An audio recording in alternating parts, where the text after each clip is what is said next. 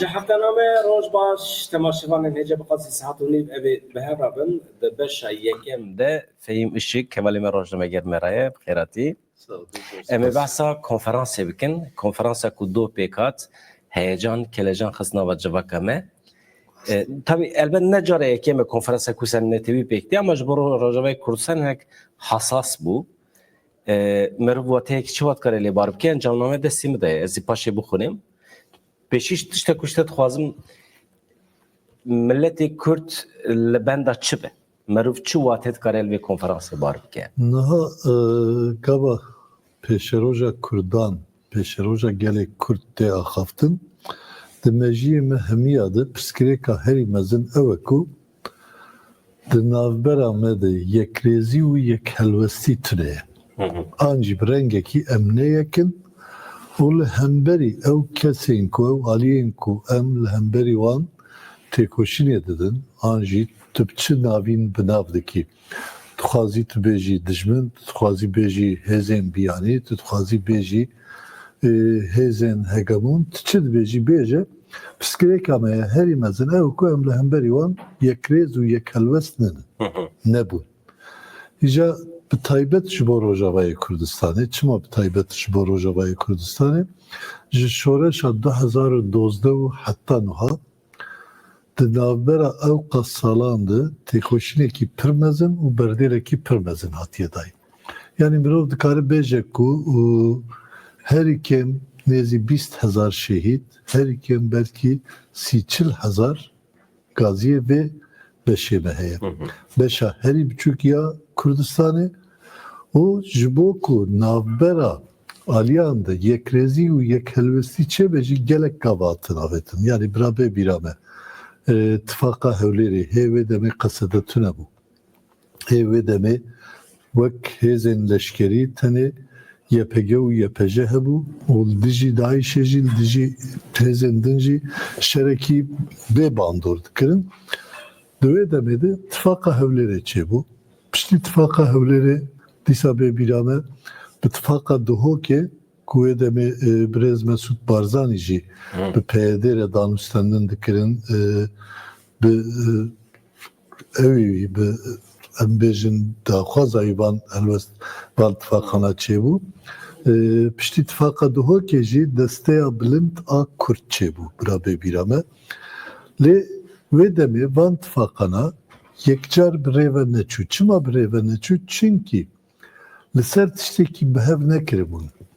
Li hevkirin ser parvekirina beşê bû. Elbet. Yani em bêjin beşekî destlatdariyekî Kurdî li wan dera çêbûye.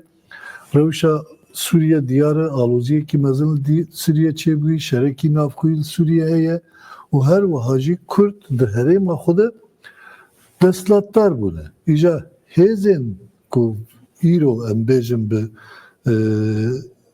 konferansa yekrêzî û yekhelwestiya Rojavayê Kurdistanê de bi hev kiribûn wê demê dixwastin birabe bîrame em herem nav xwe de parve bikin. Yani bir rengekî vî beşî ez kontrol bikim, vî beşî tu kontrol bikim. Mine tecrübeya başvuru Kurdistanê. Belê vê şaredar bira ji min re bi, vê nizanim kanton bira ji te re bi falan û bêvan bi vî awayî.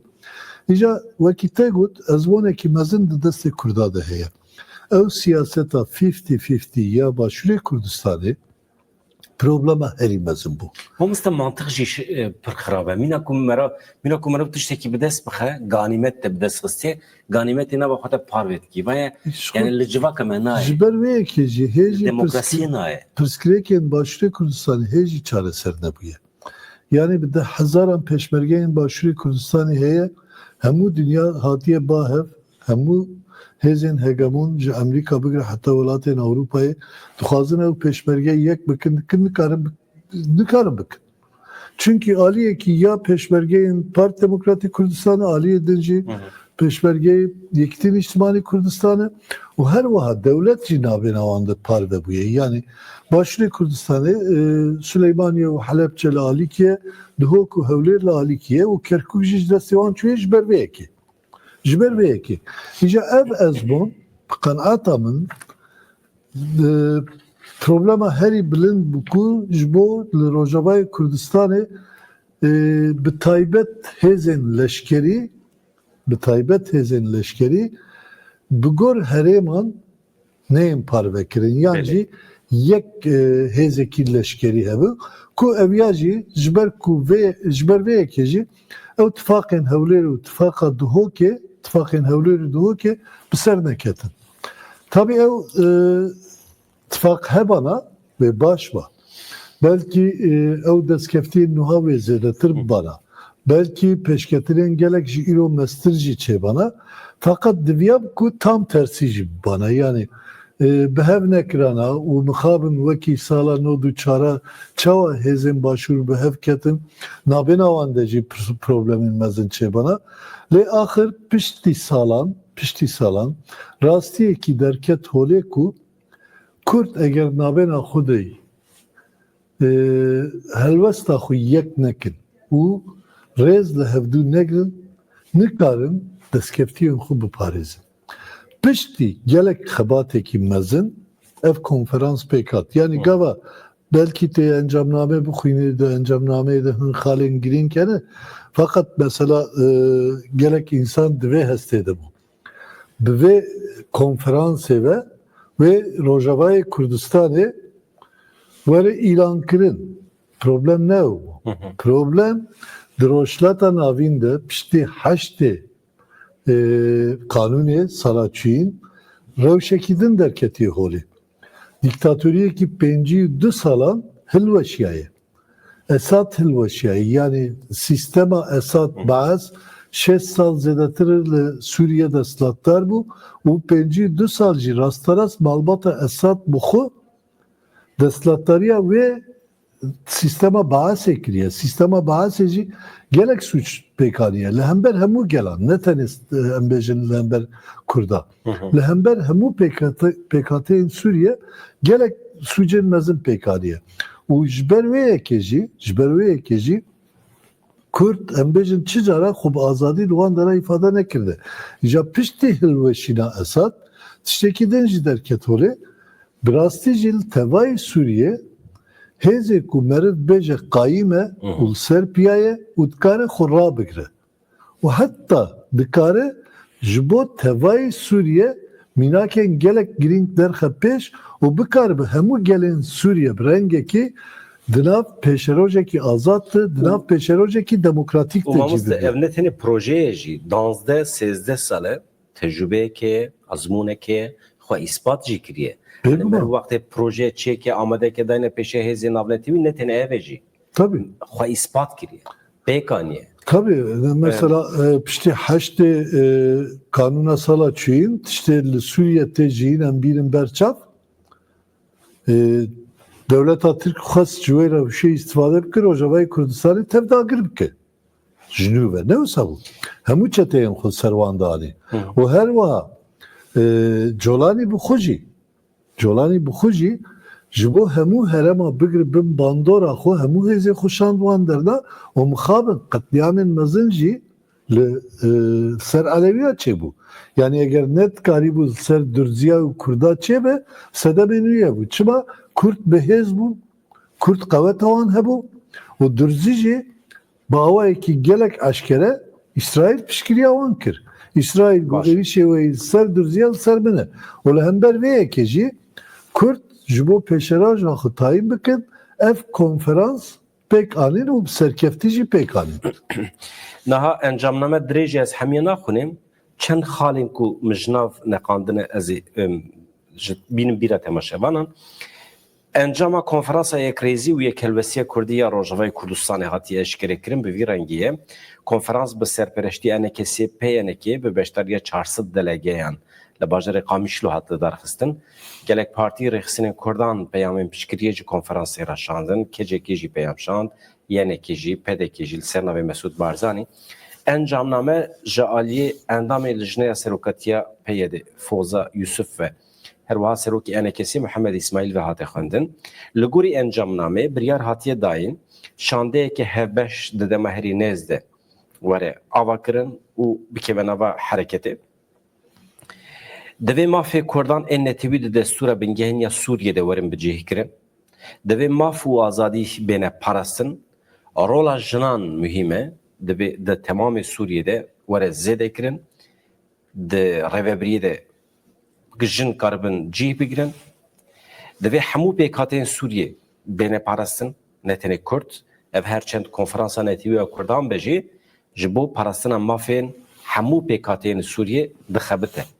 Divê Suriye dewleteke pirreng be. Êdî nêrîneke Kurdan ya hevbeş heye piştî vê konferansê.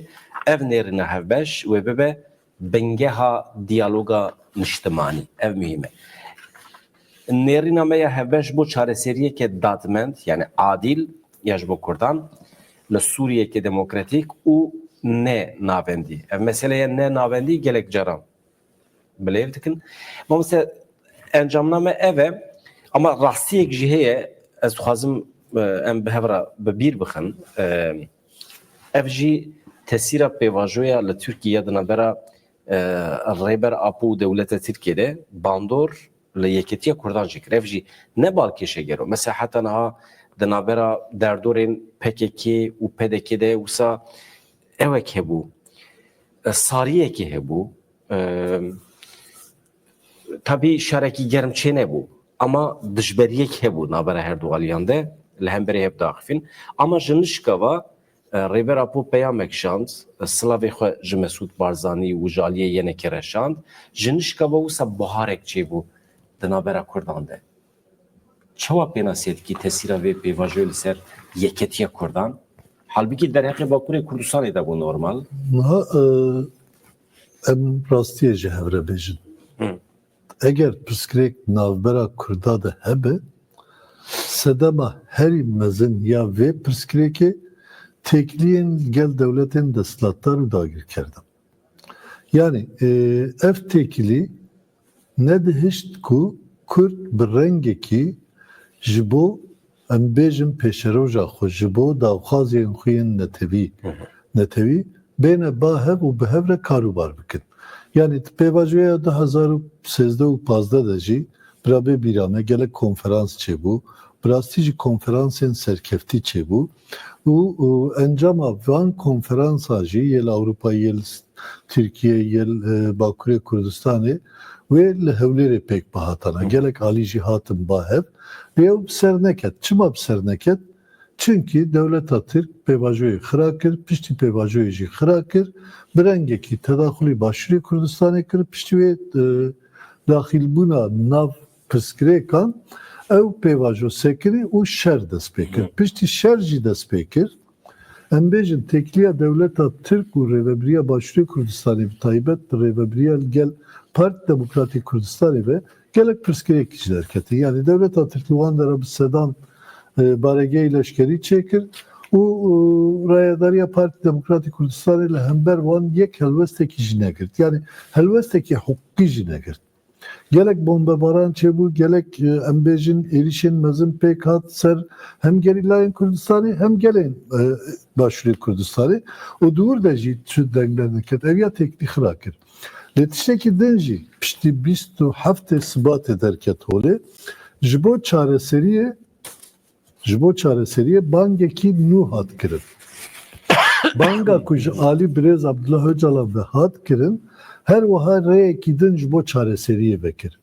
Îja di çareseriyê de jî hemû alî dizanin.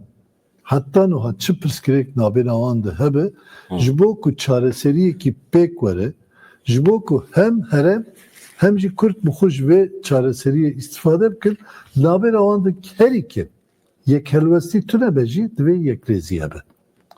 Ji bo yekrêzî jî çêbe danûstendinek çêbû. Ew danûstendin diyar e em tabii naverok hemû nizanin lê qenaeta min ew tiştek em zanin wê de tir navbêna wan de têkiliyekî baş çêbû navbêna Kurda de her wiha ev têkilî bandora xwe li ser hêzên destlatdar bi taybet bandora xwe li ser dewleta Tirk jî çêkir. Yani çima vê tişta dibêjim çünkü bi taybet li Sûriye em zanin ku piştî rejim hilweşiya dewleta Tirk xwest bi riya enekeseyê hin tiştan pêk bîre. Bi taybet li wan herêmên ku ji alî dewleta Tirk ve hatiye dagirkirin xwest enekese li wan dere destlatdar bike heta ji bo vê yekê jî heqan fîdan bixwe rasterast bi enekeseyê re li Suriye gel Colani wan xwestin tişna bikin. Lê feqet pêk nehat. Çima pêk nehat? Çünkü çi tiştekî ji bo ku karibin çareser bikin tune bû. Yani enekese hemû jî vê yeka qebûl nekir. Yani hin aliyên di nav enekeseyê de bi taybet jî meriv dikarin nav jî bêje İbrahim Biro û Ebdulhekim Beşer wan re danûstendinê wan hatin çûyîna wan çê bû. Heta bi xwe biryar stendin ku Kurt vegerin Efrînê. Yani wisa qiraatekî derxistin ku Efrînê dî kontrola Kurda değil. Kurt dikarin vegerin fakat nur emnahiya Kurda tune bû. Her wa çeteyên devleta Türk li wan dera bû û hêzên çekdar çeteyên devleta Türk bû ne dikarîbûn van tiştera bikin.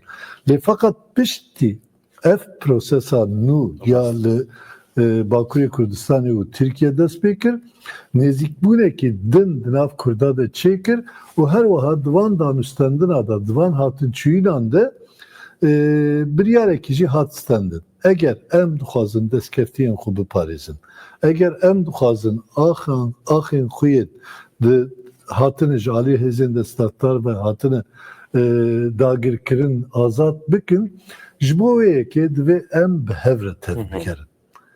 Em bi hev re helwesta xwe yek bikin û bi vê helwesta xwe ya yek li hember destdaran gavan bavêjin. Normal Ev ya jî rê vekir ku ev gavên niha bên avetin. Yani ev ya birastî jî gelek giringî, gelek mühim e. Tiştekî din jî ez bêjim, dîsa tu gotinê xwe bêje, ev ya bi rengekî jî ji bo Kurda mecburiyet bû. Çünkü hatibû raddeya dawî.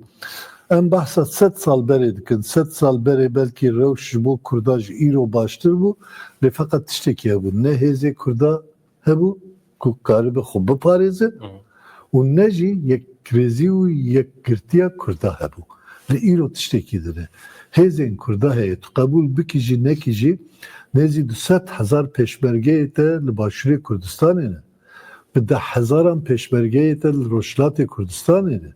Nêzî 100-120,000 şervanên te li Rojavayê Kurdistanê ne.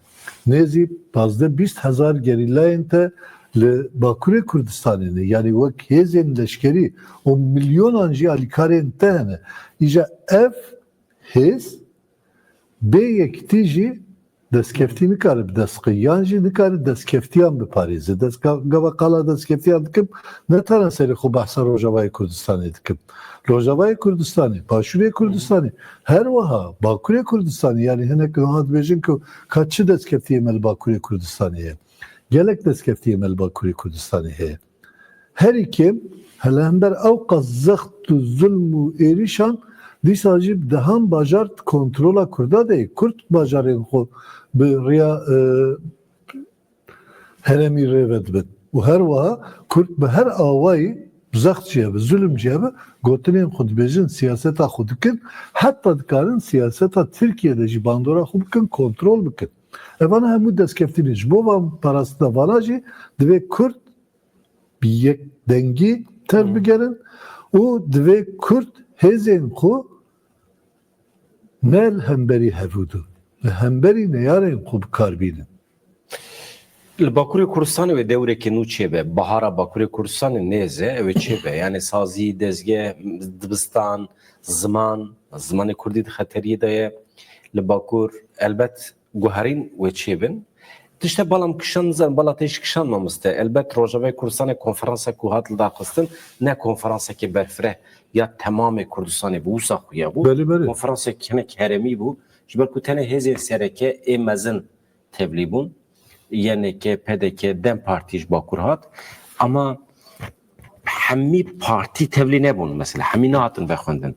Ji Bakurê Kurdistanê ne 10 partiyên siyasî hene, fermîn e, tevirî hilbijartinan jî dibin. Ama ew nehatin vexwendin. Min nedît yani. Ya komiteyekî amedekar ji alî qasî ku min agahî girtiye ji alî NKS û PNK'yê ve hatibû amadekirin. PNK 25 partiyên Rojavayê Kurdistanê bi beşdariya wan çêbûyî. NKS jî berê zêde bûn partiyên nava NKS'de. Lê dawî qasî ku ez dizanim 3-4 partiyên bir taybeti evin ku nezi Parti Demokratik Kurdistan Rojavayı tev libun. Rojavayı ama Rojlati Kurdistan Rojlati Kurdistan mekes nedid. Jibakuri Kurdistan jibli dem parti mekes nedid. Jibaşur jibli yeneki upedeki mekes nedid. Xazım bejim yani Gelo kemasiye ya nusa hatu plan kırın. Belki ne kemasiye? komiteye konferans amada kiriye komiteye ki hevbeşçi bu işi Ali Enekesev PNK'ye ve Eko hatını ve xwandin ji Ali van ve hatiye ve xwandin. Hatiye Yani tespit em kırın. bejin tena serê xwe bi bandora rêveberiya Xuseriya Rojavayê Kurdistanê ve çê nebûye. Yan jî partiyekî din tedaxulî vanan nebûye. Belkî em bêjin tesîra Parti Demokratik Kurdistan YLK û PKK zêdetir bûye yan jî KCK zêdetir bûye ama axir em bêjin êku hatine diyarkirin ji bo vexwendin tenê ji van aliyan ve yani NKS û PNK'ye ve hatine diyarkirin qasî ku ed zanin wek vexwendin name ji hemû aliyan re hatiye şandin. Name belkî li Bakurê Kurdistanê de hinekan de kemasî hebin di wî warî de DBP û Dem Partî û êdira şixeynî wan êdira nehatibin bankirin ez baş dizanim. Fakat her çi dibe bira bi wek çavdêr jî bana divê hemû parçayên Kurdistanê beşdarî vê konferansê bana. Bêguman konferansa Rojavayê Kurdistanê. Ne konferansekî giştî ya hemû netewa Kurdistanê. Navê xwe jî li şkul serê konferansa Yekrêzî û Yekhelwesta Rojavayê Kurdistanê. Ku ev jî mühim e, heta niha em bêjin tela serê xwe Rojava da hate bikaranîn, lê îro bi awayekî eşkere gotin ku ev der beşekî Kurdistanê û li vê beşa Kurdistanê em konferansa Rojavayê Kurdistanê çê dikin.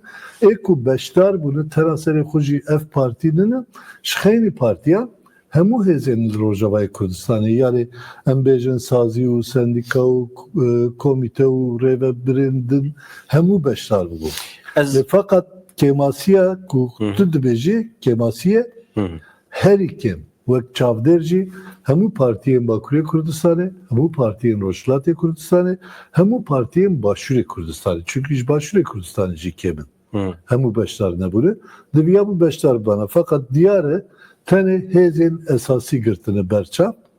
Zêdetir wan bankirine belkî jî bi lehevkirinekî wan kirine. Bi vê wesilê tiştekî de jî bi bîr bixim. Heyeta İmralı'yı wextê çû partî bi partî geriya li Tirkiye. Gelo çûn cem partiyên Kurdistanê Bakurên Kurdistanê. Çima? Yani divê em jî ji wan pirsin çima. Yani ez dixwazim di vî warî de raya xwe bêjim kemasiye divê biçin. Yani ev pirsgirêk tena serê xwe em bêjin li Yani Doğu Tirkiye. Perincekiye yani diçin Doğu Perinçek Tecrübe dibêjim işte. û partiyê me Bakurê Kurdistanê ji wan zêdetir deng digire. Bira biçin ba Doğu Perinçek jî. Bira biçin ba İYİ Partî jî. Qet xemnire. Derin behsa xwe dikin. Derin qala vê pêvajoyê dikin. Îja ew tişta divê li Bakurê Kurdistanê jî bi hemû partiyan re bikin. Ha îro şûn de wê bikin nekin nizanim. Fakat lazım e bikin. Eğer ev ne kirin pirsgirêk. Mesela çendê hani gelek partî li wanê konferansekî çêkirin. Şixeynî em bêjin Dem Partî û DBP û êdina. Di konferansê de jî ev pêvajo hate axaftin yani ser vê pêvajoyê konferans hatibû çêkirin. û gelek nêrînên erenî jî derket yani kesên ku yan jî partiyên ku hêzên ku dijberiya vê pêvajoyê dikin tune. Dibe ku şikê wan hebe, dibe ku rayî ramanê wan cuda be. Mesela ev konferansa ku Rojavayê Kurdistanê çêbûyan ser wî de axivin. Yani ji niha şûn de jî nabêjin ku me hemû hêz gotinên xwe yek kir li hember neyarên xwe lê feqet me dev jî îdeolojiya xwe berneda. Me dev jî daxwazên xwe berneda. Her partî daxwaza xwe pêk dîre. Li Bakurê Kurdistanê jî wisa yani wê her partî daxwaza xwe pêk bînin. Hineka wê serxwebûnê bixwazin, hineka wê federasyonê bixwazin, hineka wê daxwazên din bikin. Fakat ev pêvajoya ku li Tirkiye û li Bakurê Kurdistanê tê pêşvebirin wan jî alaqedar dike. İja hêvî çi ye? Dewra îqnakirin ne? Madem heyeta İmralı'yı diçe partî digere pêvajoya îqnakirina hin aliyan e Partiyên Kurdistanî jî pêdiviya wan bi îqnabûnê heye. Piştî 27 Şubatê van tiştana rasterast min ji aliyê Dem Partiye ku di nav vê pêvajiyê de cî digirin ji wan jî pirsî her wiha bi hin partiyên din re jî ez axivîm ew tiştên ku te ji me pirsî min ji wan jî pirsî yani bi rastî jî merak dikim çima ev tişta heta niha pêk nehat lê gotin planên me de heye em ê vê tişta bikin negotin ku em ê nekin fakat tiştê diyar ev e derengman divê bêkirin û divê ji niha şûn de jî bêkirin yani ev tişta tena serê xwe em bêjin bi danûstandina dewletê ve çareser nabe bêguman belkî hemû tişt bi hemû kesan re nayê xeberdar ji bo ev pêvajo bi serî keve tiştê diyar ew e ku gelek tişt ki paş deriyan ji raya giştî li ber çavê raya giştî nayê pêkanîn lê fakat hêzên Bakurê Kurdistanê jî û heta hêzên Başûrê Kurdistanê ku gelek hêzên Başûrê Kurdistanê bi wan re hatin xeberan çün heyet li hemûya re yani bi Goranê re jî bi Yekkurtî İslamî re jî bi êdina re jî rûniştin lê fakat ev tişta divê li Bakurê Kurdistanê jî pêk were yeqîn yani eger pêk neye ev yek kemasiyekî mezin e tu ku dostên xwe hêzên din yên Kurdistanî îqna nekî yên îqna nabin serçava bira îqna nebin ew tiştekî din Ev mijarek mühim e ji ber ku tam di vê demê de em bahsa konferansayê krêzî û yeketiya Kurdan dikin li Rojava çêbû dibe sibê du sibel Bakurê Kurdistanê jî çêbe pêdivî jî heye gelek spas dikim ji bo tevlîbûna te di derheqê wekî pirsa dawî Sırrı Suriye Önder'de di derheqê tenduristiyê wî de agahiyê tê dawî hene Agahiyê ku Amnesty'nin bi taybet gotinin doktorê wî gelek mühim e yani doktorê wî bi taybet di rewşa mejiyê de şikdarin çünkü bahsa ödemê kir avtê de kom dibe avtê de çêbûyî û her wiha êdî dixwazin şiyar bibe ji bo ku razê derman nadin lê li hember vê yekê jî heta niha jî şiyar nebûye yani ew xwe jî dibêje ku em li benda mucizeyekî ne bi rastî jî ew mucize em dixwazin pêk were lê feqet diyar e wê tedaviya wî piçek dem bigire dem dirêj wê bajo wisa xuya dike ew jî rewşa mejiyê yani dil aliyê rastê ku nedixebitiya berê ve dest bi xebatê kiriye dest bi xebatê kiriye Ahmet Türk çawaye fakat hêjî makînede Ahmet abi roja ku di çapemeniyê de jî derket min bi şêwirmen de wî re jî xeberda ew jî got yani kontrolê rûtîne ku Ahmet abi ji zû de ye ne ji niha ve tedaviya penceşerê dibîne yani ev ya êdî tê zanîn her wiha demek ki kemoterapî girt niha jî rewşa wî ya kemoterapiyê didome lê fakat serxuyê diçite yani ne ku em bêjin heta hat li nexweşxanê Sırrı Süreyya Önder jî di wê helê xwe ve ziyaret kir wê demê jî li ser piyabû ama axir tu dizanî yani ew dermanên ku di dema vê nexweşiyê de tê bikaranîn bi rastî insana bêhal dikin û Ahmet abi jî êdî bi ama xuyayê serxuye her du jî wê êdî nikaribin aktiv tevlî ve heyetê bibin hem Sırrı Süreyya Önder hem Ahmet Türk Ahmet abi dîsal ser piyaya bi nerîvên xwe dikare bandora xwe li vê yekê bike ama mixabin Sırrı Süreyya Önder di vî warî de kemasiyekî navên nû şexsiyetê nû hene navên nû şexsiyetê nû hene ji bo şûna wan bigirin Valla tiştê ku ez zanim ji navan wê de tir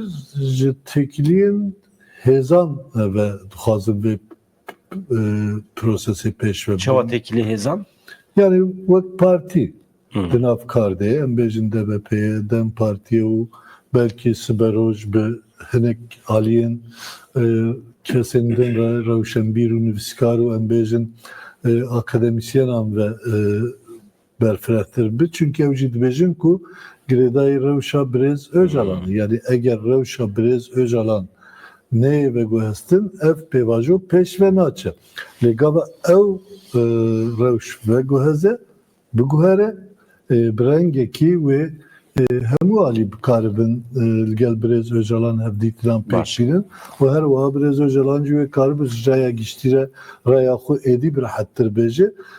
Ji bo yekê jî li însana nagerin, dixwazin rewş bigorînin. Çünkü vê pirsa ji wan kir tiştê ku ji ber gotin ev e. Malatya Vajbo Tevli Gurate Fehim Evet. Şekerevi. Sağ ol. Gelek spas.